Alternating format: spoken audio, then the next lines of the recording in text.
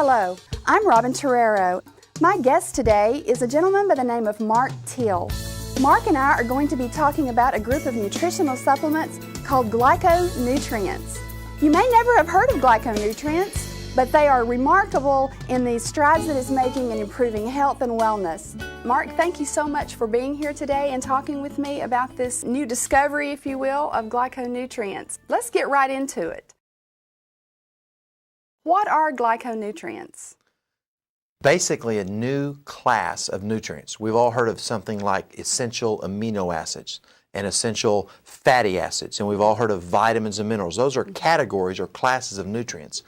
And in the last few years, science has discovered an entirely new class called glyconutrients. And what they are is a special group of carbohydrates that the body uses in any number of ways internally beyond just for energy. That's part of the reason that some people have actually resisted embracing this new group of nutrients, because forever we've known that carbohydrates are what the body uses for energy.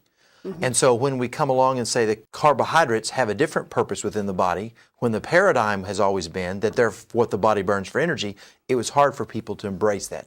Right, because as a pharmacist, when I hear the word glyco, as in glyconutrients, I think of sugar. And when we think of sugar, we typically think of it as being an energy source. Right. And anything beyond being an energy source, we think of it as being bad for us. Correct. But there are actually over 200 carbohydrates or sugars in nature that we know of. And the vast majority of them are burned for energy, but there's a small select group that has a totally different function in the body. And that's what glyconutrients are. Those 8 specific carbohydrates that have a newly discovered function in the body. So there's 8 of them. 8 specific sugars, if you will, Yes. or carbohydrates. Is this based in science?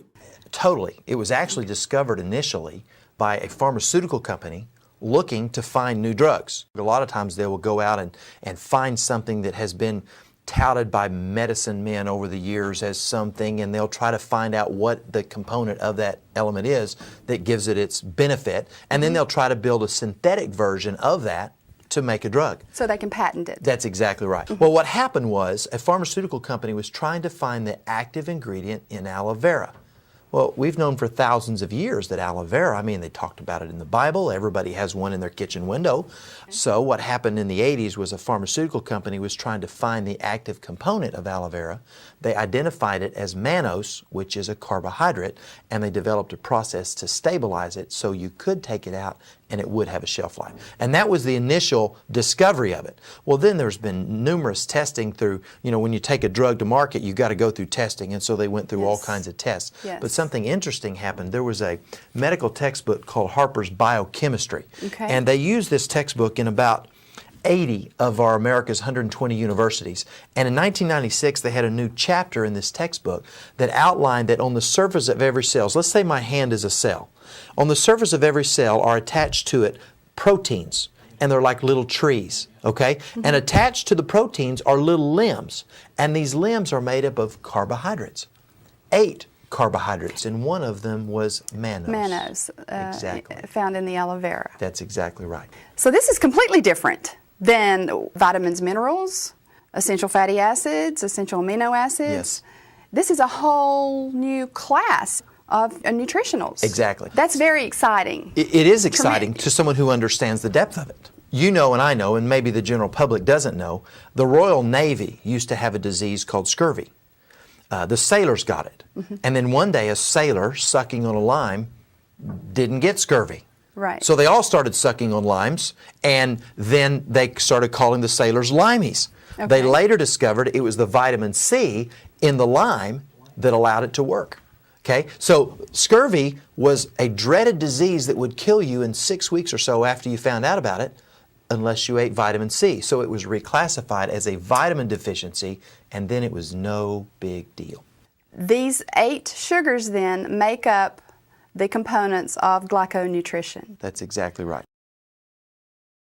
What do these little sugars do that are out there on these little limbs? I wish there were a way I could explain that in one sentence, but there's not. So to make it as simple as possible, I was at Chicago O'Hare International Airport recently, and I was on the runway, and I was looking out one window and I saw planes taking off every 90 seconds on a couple of different runways and landing every 90 seconds.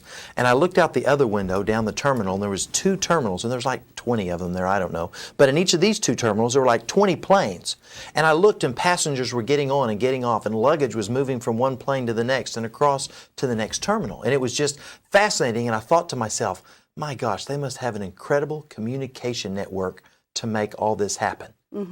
Well, the complexity of Chicago O'Hare International Airport is nothing compared to the complexity of our anatomy and how our body works, and primarily how our immune system functions. These 8 glyconutrients on the surface of our cells, the way they connect together, allow the cells to communicate. And when the cells cannot communicate, you and I cannot be healthy. They're like Braille, if you will, to a blind person. Okay? When the cells touch each other, they read those carbohydrates, and they can communicate about the DNA inside the cell. They can communicate about the health of the cell. Is it a healthy cell? Does it need vitamin C? Does it need vitamin D? Is it damaged, and does it need antioxidants? Or maybe the immune cell that floats along and actually touches this cell realizes it's a damaged cell. The DNA was damaged when the new cell was made, and it's a cancerous cell. The immune system comes along, touches it, says, yeah, you're part of this body, you have the same DNA, but you're messed up, you're weird, wait, you're really dangerous, you're cancerous. He grabs a hold of it. So it helps our cells even tell each other that they're sick. Exactly. So in this case, he grabs a hold of the cancer cell and tries to eat it and kill it himself, and if he can't, through the carbohydrates, he sends a message through the body, send me natural killer cells that come and attack the cancer cell. And that happens to you and to me every day, 1,000 times a day. But when there's not enough carbohydrates on the surface of the cell, he can't recognize that as a cancer cell, and he doesn't try to kill it, and then the cancer cell grows, multiplies, and becomes a tumor or some other type of cancer. So we can't make the statement that these glyconutrients heal. That's correct. From what I've learned just in this short time of me talking to you, is that these sugars enable us to heal ourselves. That's exactly what they do. If you cut your hand, your body says, we're bleeding. We need coagulants to stop the bleeding. That's communication. Then it says, we need immune cells to come fight infection and bacteria, and doctors would call that purulent exudate. But it's white blood cells to protect infection. Then it says we need plasma to come and make a scab, and then more of different types of plasma to make a scar. All that is about communication. The body can heal itself if it has the components to do it. And you can put vitamins and minerals and herbs and drugs or anything else in your body all day long, but if your body cannot communicate about what to do with them, it doesn't matter. These glyconutrients allow the body to communicate about what to do with the other parts and raw materials that we're supposed to get in our diet. Every sickness, every disease that we get, every virus or bacteria that our body fights, every cancer that we have, the immune system tries to manage it, kill it, repair it, fix it, whatever. And it can only do that if it can communicate about the problem. And what's interesting is, since we discovered these glycoproteins on the surface of our cells, there's a group of people that begin to believe that if you would supplement your diet with the glyconutrients, that your body could rebuild those structures of glycoproteins. And if your body rebuilds a structure, it can enable normal function. And when the body functions normally, it kills cancer. Cancer doesn't kill you. When the body functions normally, it doesn't attack itself with an autoimmune disease called Crohn's or multiple sclerosis or allergies or asthma or arthritis. Those are autoimmune diseases. And the body doesn't do that when it functions normally. The body has to have the glycoproteins to have the structure to enable proper function.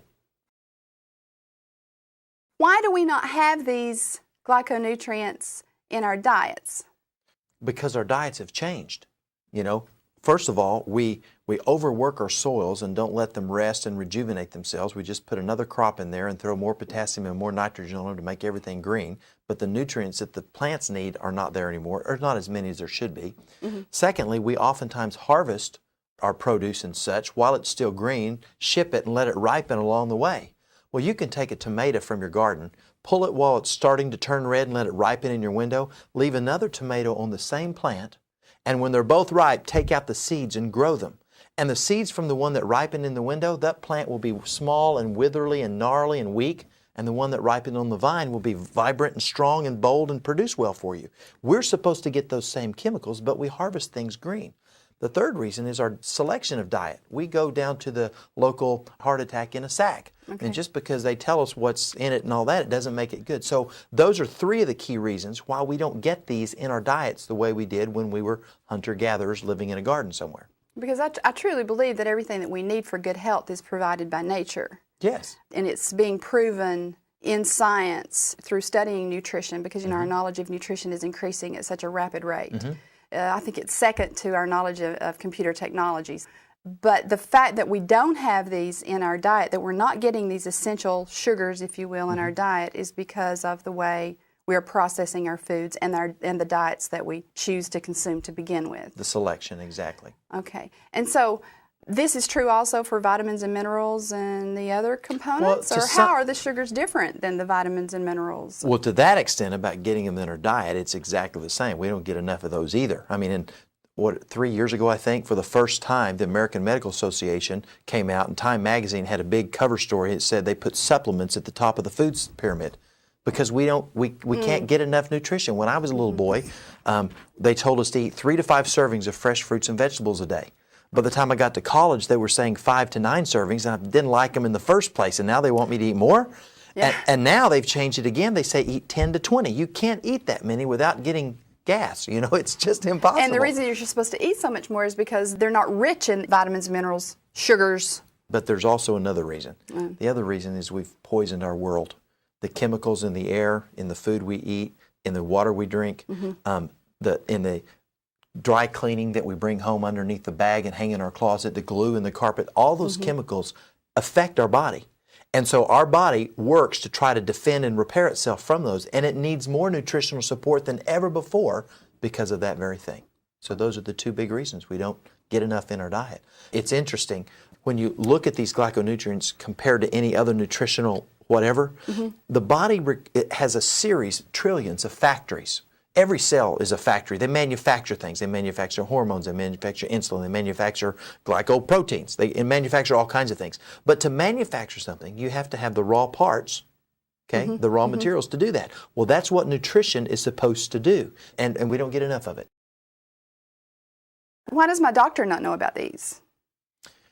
To be quite honest, I have a number of doctors that I consult with and work with, and I ask all of them because I want to know the answer. And the bottom line is they get about one class on nutrition in medical school. Right. And then they get on to the good stuff in their mind. Yeah. And once they get out of medical school, virtually all of their continuing education comes from the sources of treatments and cures, which is pharmaceutical companies. Right. And we're talking about nutrition, not pharmaceuticals. Right. We're talking about supporting the body's ability to function normally so it can heal itself and defend itself from virtually any sickness or disease. Okay. There's another problem there, that even though the physiology or the biology is now in medical textbooks and it started being taught a couple of years ago, one of the things that doctors are taught is that your body can manufacture these. Well, that's true, but that's not the whole truth. The body can manufacture these sugars? Exactly. Okay. We have things like essential amino acids. Right. The reason they're called essential, Robin, is because your body can't make them. There's certain amino acids your body can synthesize. Right. Certain that it can't, okay? But these carbohydrates are not called essential, although they are required. They're vital. The reason they're not called essential is because your body can manufacture them. And this created a problem for me when I first began to study this. I'm thinking, wait a minute, if your body can make them, why would you need to eat them? Right. Okay. Good question. When we were hunter-gatherers and we would go through the year eating different foods, okay, we would get different glyconutrients, and at any one time we might not get fucose or mannose or xylose. So our body can make it until next week or next month we eat something else that has that in it. Our bodies were never designed to make 6 of them all the time. All the time. That's the problem. So it makes some of them some of the time, but not all of them all of the time. Close. It can make all of them, but it's not designed to make all of them or a major portion of them all of the time. And a lot of people with things like chronic fatigue syndrome, they're always tired. And the reason is their body's trying to fight some illness, but at the same time, it's trying to make survive. these things. Exactly. It's trying to survive. It's like the body will take what it needs for survival. It'll rob Peter to pay Paul. Exactly. And then you wind up with some condition down the road because you were deficient. It's deficiency. That's a key word. We get 2 of these in our diet. We don't get the other 6. Very hard. So that's the facts there, that we actually consume 2 of the sugars? Right. On rare occasions, we might find something somewhere if we ate something raw, but we process things and we cook things, and there's just very, very few people ever get more than the 2, so our body is forced to make these other 6 all the time. You supplement them back then? Here's what I know.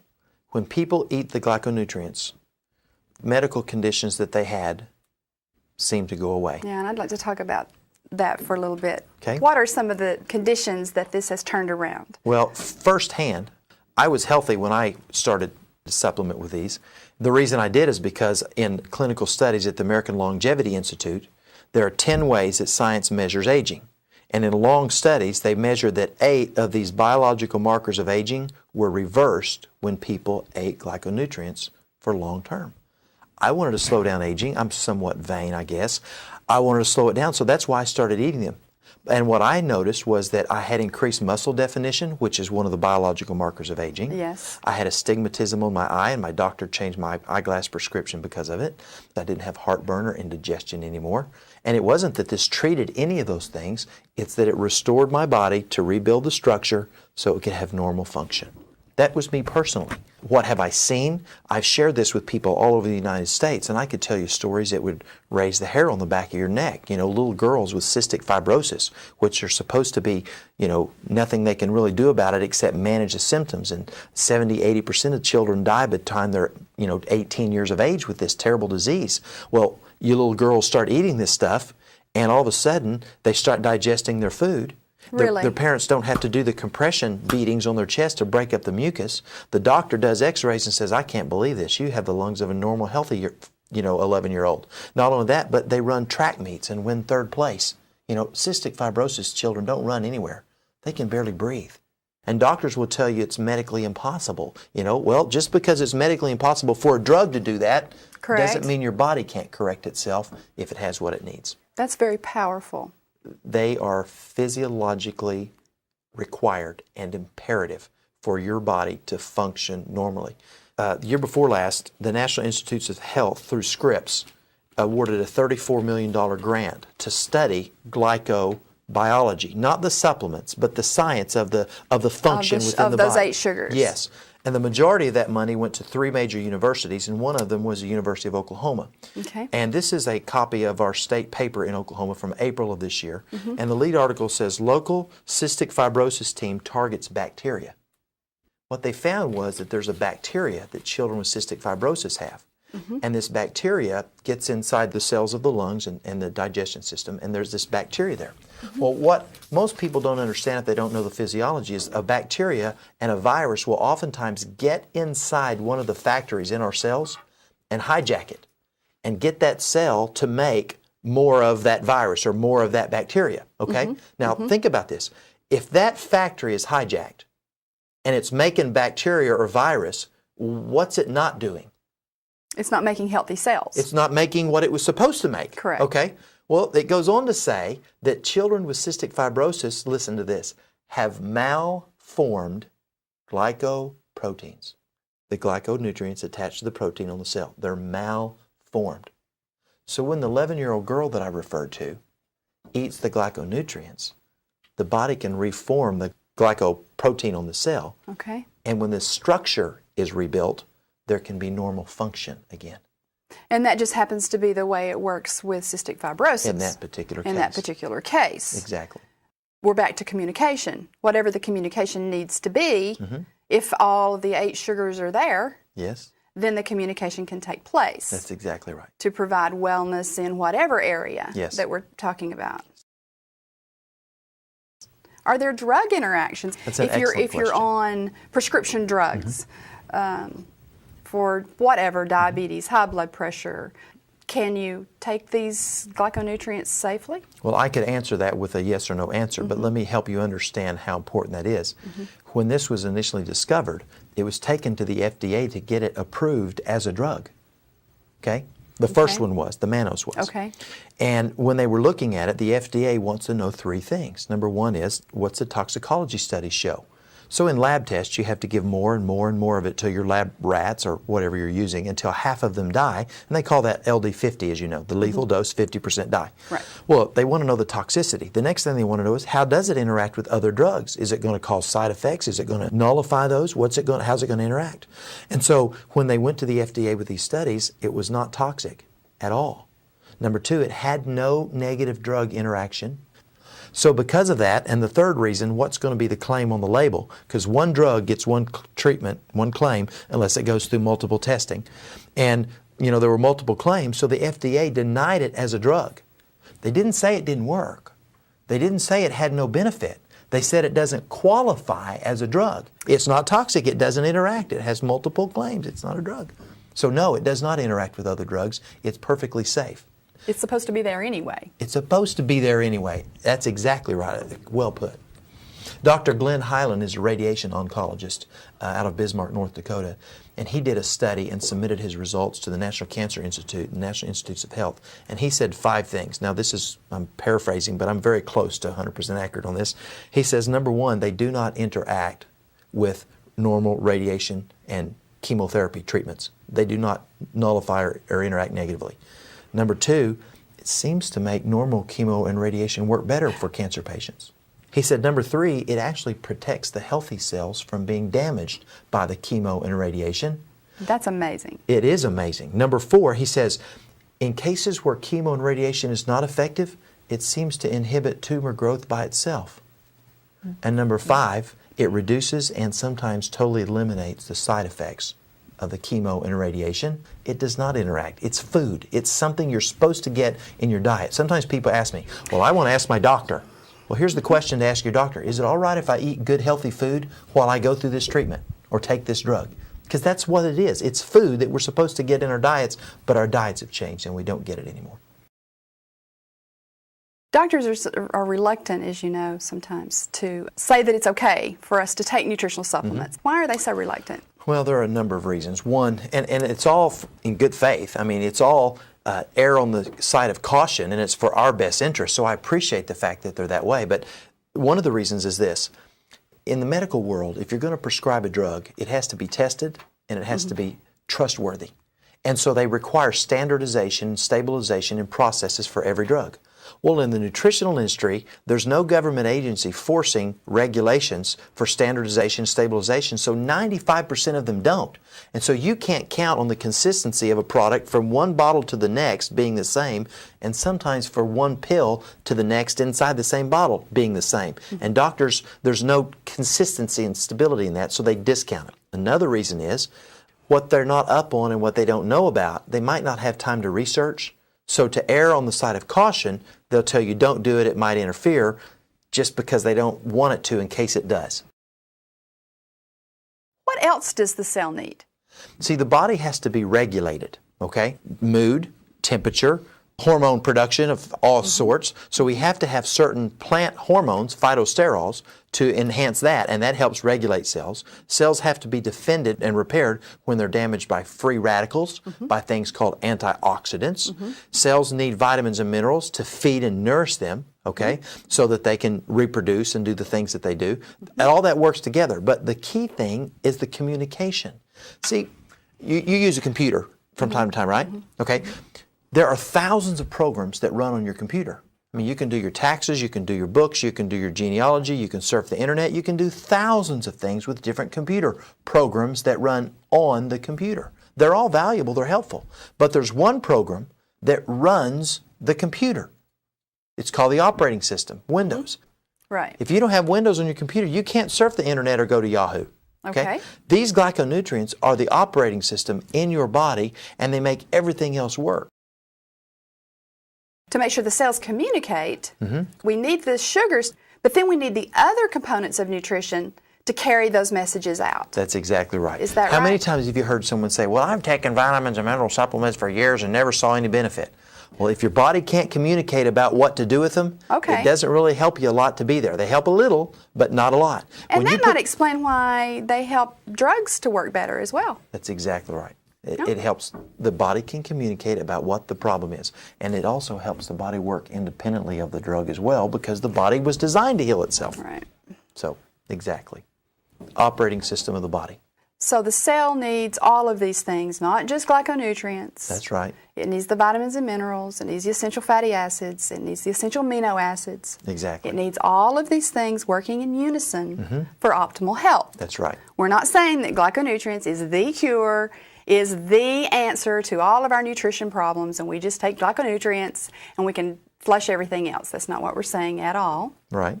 That we're missing these sugars, so we're not communicating on a cellular level. That's exactly right. And when we can reestablish cellular communication, then we can send the message out to the rest of our body and we can heal ourselves. Exactly.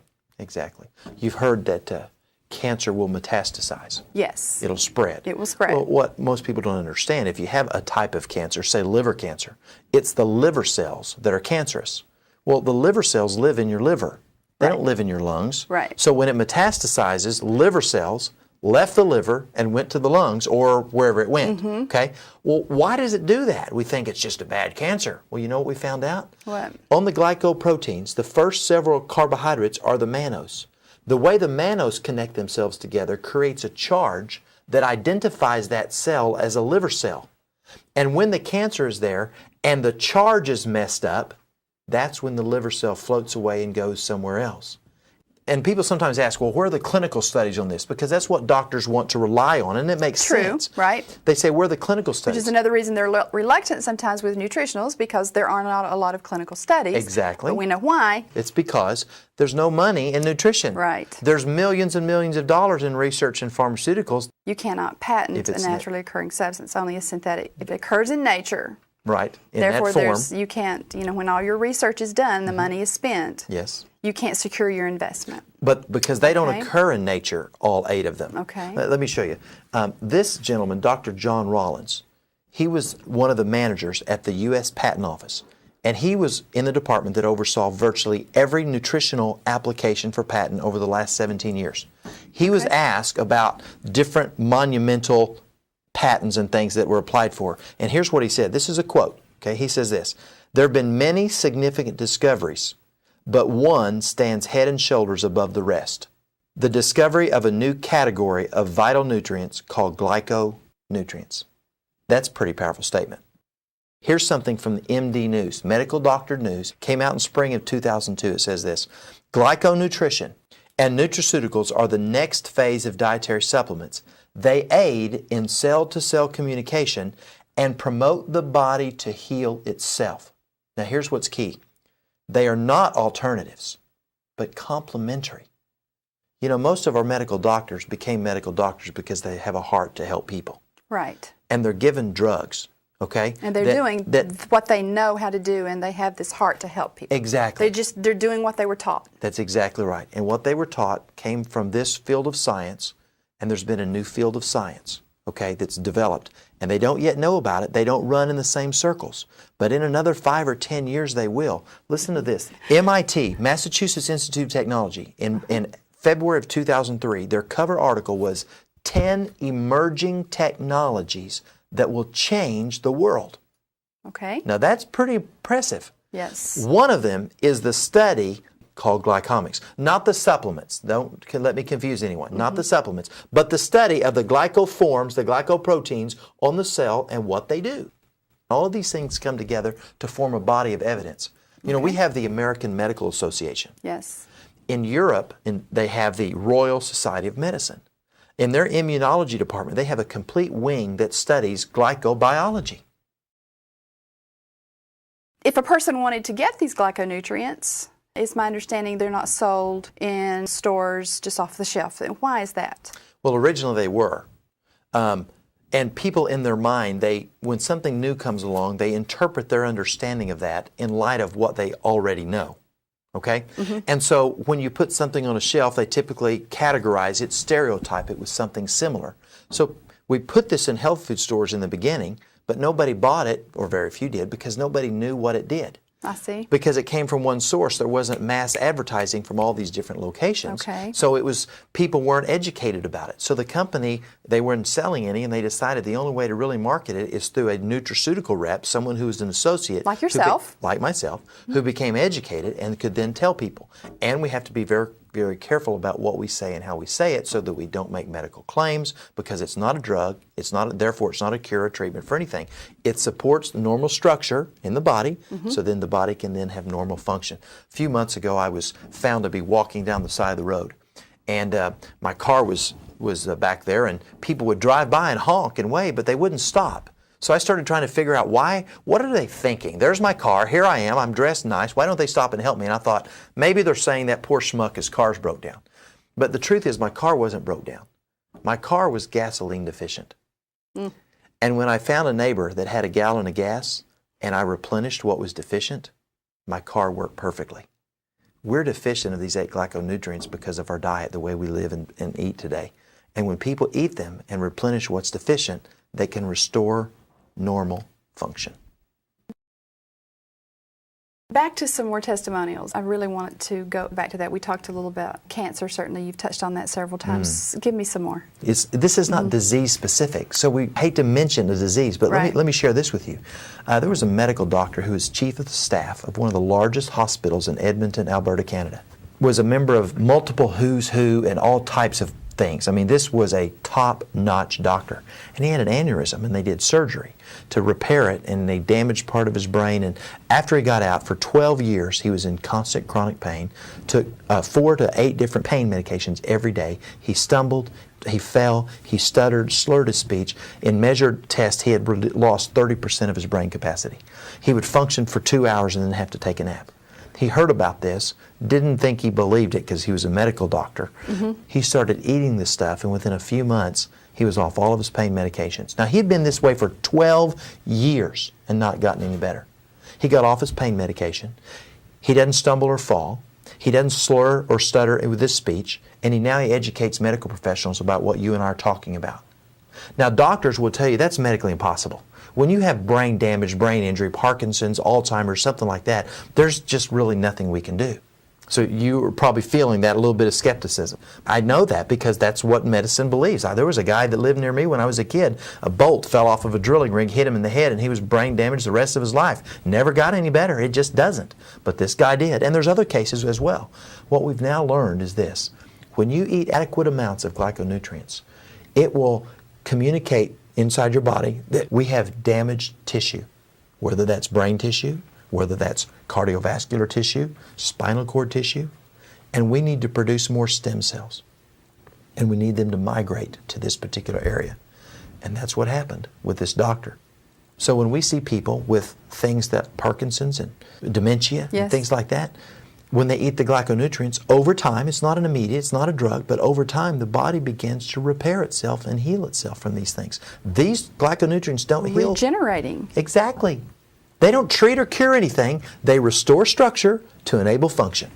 Which can ultimately lead to stem cell production. We've known for years that we do, what do you do when you have a cancer and you give a bone marrow transplant? Yes. We've known that was effective most of the time for years and years and years. Well, we didn't know in the beginning that it's because there's stem cell in the bone marrow. That's where the stem cells are made. Adult stem cells are made in the bone marrow. So part of the effect of that was because of the stem cells that we put into the body of the patient. Well, when you eat the glyconutrients, communication is heightened, the need is identified, the production is turned on, and the migration of those things is turned on as well. Neurological repair.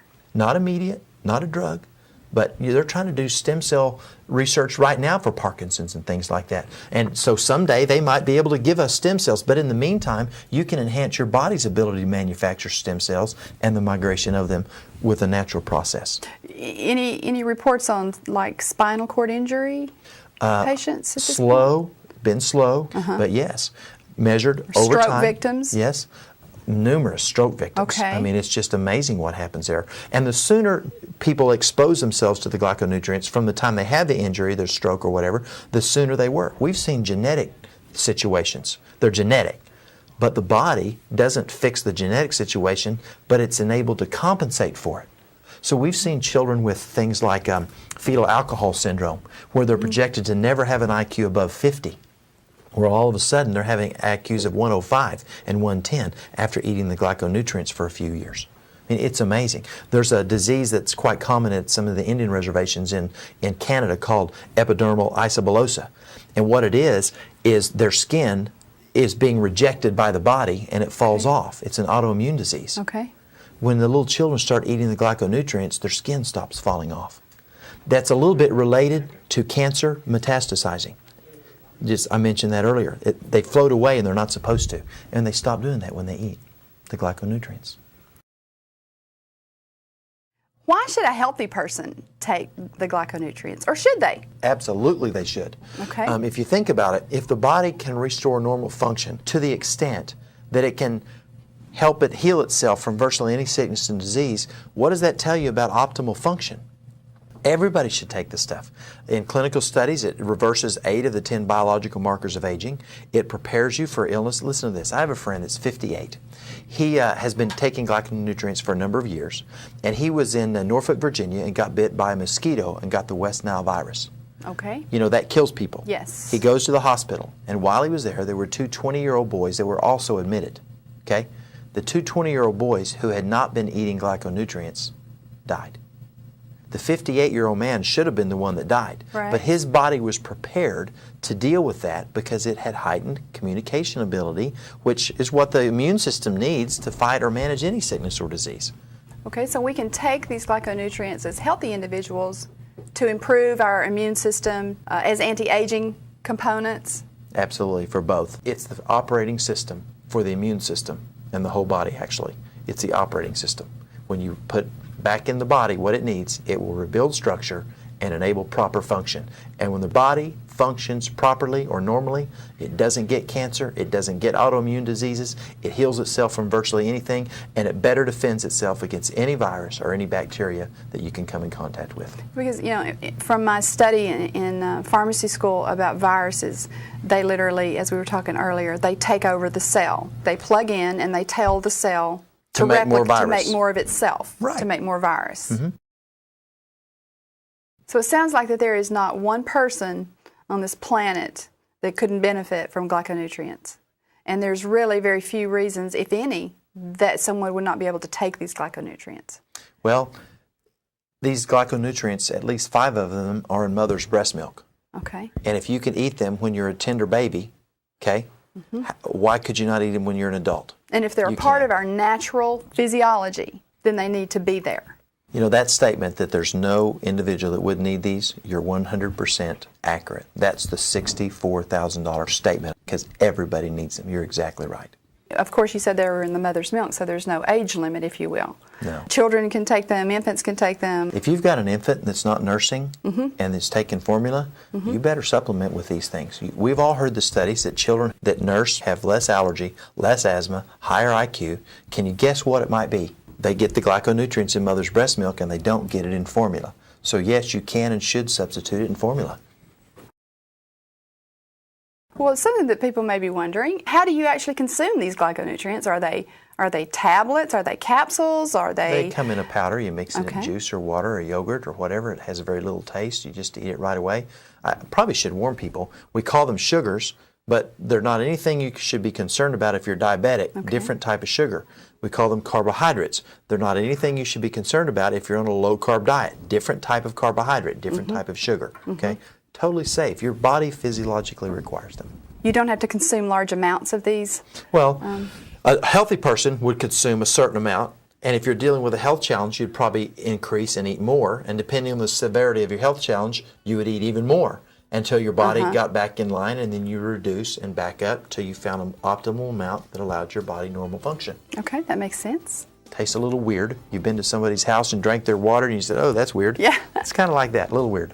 All but right. It doesn't taste bad. All right. Sounds like a major breakthrough, Mark. It is. When I heard about it, I said to myself, my gosh, if that's true, I've got to tell everybody I know, everybody I care about. But I'm not telling anybody till I know it's true, because it sounded too good to be true. And I spent 100 hours in the next 3 weeks doing research to find out, and I found these articles and things that I referred to, and it was real. And then I started application, and I saw the results that I mentioned and some others. And then I decided, you know, I've got to make an avocation of this. And so what I did was, I spent several months studying this, and I started telling people, and I've become a nutraceutical rep, and this is what I do, and it's a passion for me, because when you get a phone call and someone says, Mark, guess what? What? I just changed my first tire in 10 years. I've always let someone else do it because I didn't have enough energy because of my diabetes and my heart condition, and because of that stuff you brought me, now I've got energy. I've got my life back. You get calls like that, it's rewarding. I have a friend, his name's Dr. Rayburn Gowen. He's 92 years old. He's retired from medical practice now. He was a medical doctor for 65 years, okay? And he says this, in the last 100 years, this discovery is the most monumentous discovery in healthcare. That's pretty bold from someone who's lived and practiced medicine most of the last 100 years. He goes on to say even more so than penicillin. And I would just say to the viewers that if a medical doctor with 65 years of practice says something like that, it would at least wake me up to the extent to say, I've got to know more about that. Right. You know, that statement that there's no individual that would need these, you're 100% accurate, because everybody needs them. You're exactly right.